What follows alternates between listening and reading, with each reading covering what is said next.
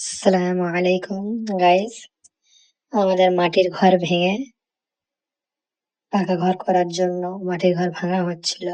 তো হঠাৎ দেখি মাটি ঘর ভাঙতে ভাঙতে একটা দেয়ালের ভিতরে দেখছি যে সাপের ডিম। তো এটা কি সাপের ডিম, চলো দেখা যাক। ডিমটা ভেঙে তো ভাঙছে না, কোদাল দিয়ে কাটা হবে। তো দেখা যাক কি সাপের ডিম, চলো দেখি। ও মাই গড, ওই বেরিয়ে গিয়েছে।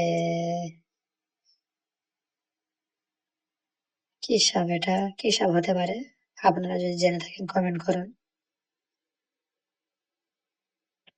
নড়ছে, হালকা হালকা নড়ছে।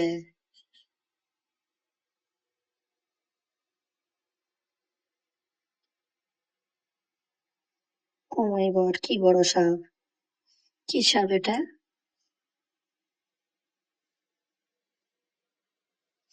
এখনো চোখ ফুটেনি, বাচ্চা বড়।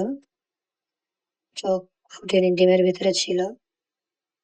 দুটো একটা দিন থাকলে ডিমের ভিতর থেকে বেরিয়ে আসতো। তার আগে আমরা ঘরটা ভেঙে ফেলেছি গাইস, কিছু করার ছিল না।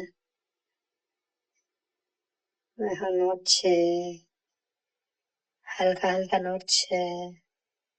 এই নড়ছে। তো গাইস, আপনারা যদি জেনে থাকেন এটা কি সাপ তাহলে কমেন্টে জানাবেন।